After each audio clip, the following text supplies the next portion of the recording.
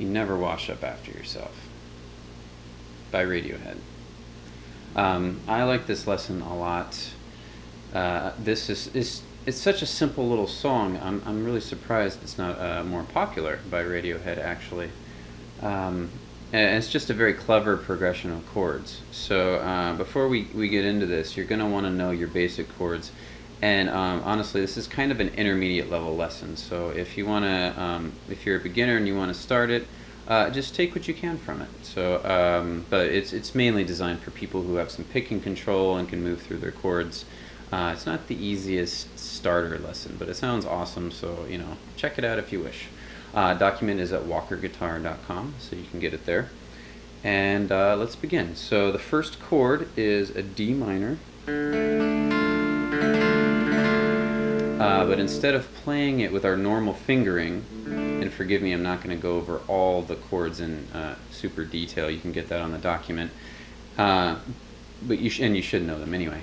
But instead of doing this the traditional way that you'd hold a D minor, you're actually going to want to trade your third finger out, which is usually on the 3rd fret of the 2nd string, for your pinky. And the reason for that is we're going to walk a bass line.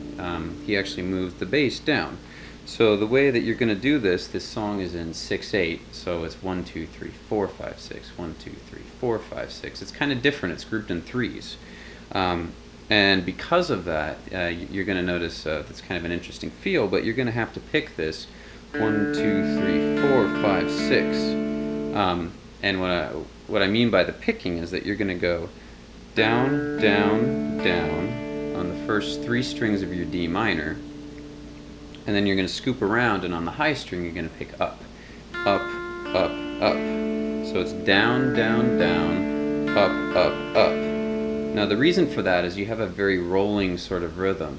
Dun, dun, dun, dun, dun, dun, dun, dun, dun, is that you have to have a good feel, and to get a good feel you always have to be picking in something that's comfortable for the wrist, and what's comfortable for the wrist is to be able to pick in a cyclical pattern to where you're always going in the direction of the next note. So if you go down, down, down, you skip and come around to the top of the high string, up, up, up, as you go to your next chord.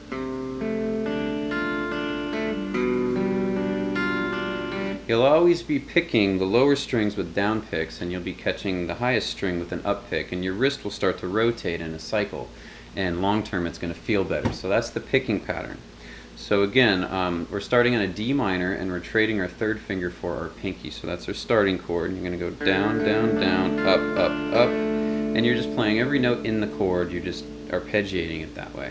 Your 3rd finger's free, and it's going to come over and land on the 5th string, 3rd fret. You're going to play that D minor over C. So it's okay. Then we move, and you actually let go of the 3rd string with your middle finger, let go of 5th string with your 3rd finger, and you're going to do 2nd fret on your 5th string and go same exact pattern, where we're really just playing the bass note of the chord and then the upper 3 strings of each chord. So it's going to be, so from the top, D minor, bass moves to the 5th string, 3rd fret, 2nd fret,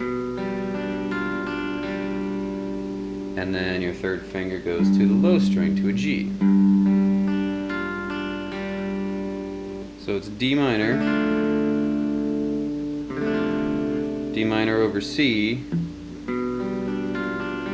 G7 over B, that's what I called that, to a G7. So really all you're doing is moving your bass line down, and you remove your middle finger on the 2nd, the 3rd and the 4th chords of those.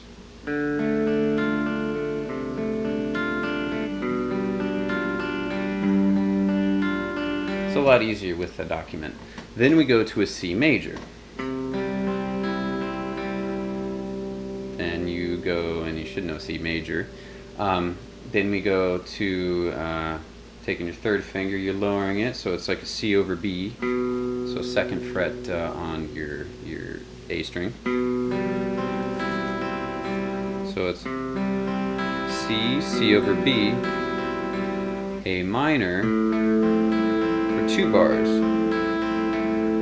So the next section, so now we're on like the third piece of 4, is going to be, it's from A minor, and what I do is from A minor, I take my middle finger and I trade it for where the third finger was. So middle finger is at 2nd fret G string, first finger is still at 1st fret B string, open high string, thumb comes over and gets your bass. And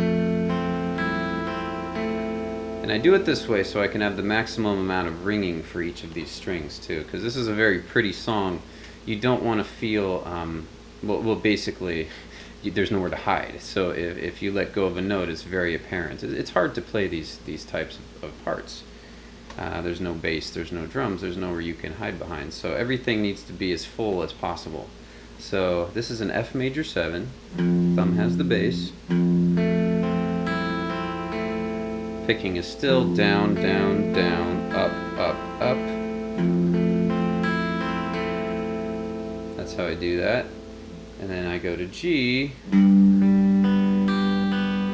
regular G, and in fact I don't even play the full G because I'm not going to hit the 5th string, so I leave that finger off.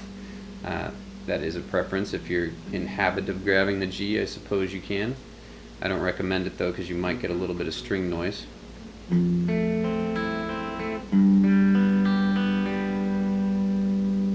Okay, then we move to E major,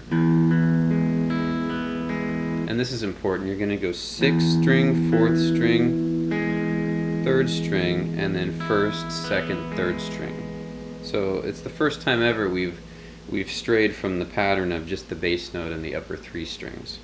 So it's 6th, 4th, 3rd, 1st, 2nd, 3rd. Okay, one time through. 6, 4, 3, 1, 2, 3. Those are the strings, that is. 6, 4, 3, 1, 2, 3. And then the same A minor pattern of bass. 3, 2, 1 strings. Okay?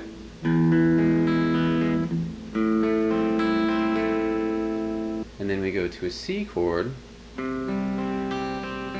Only we're going to add our pinky to 3rd fret on the high string.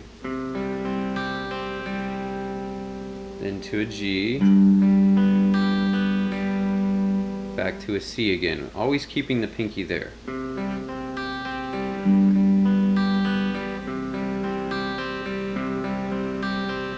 Two passes on the C. C, G, C.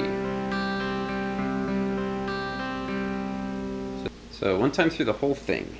I love Radiohead.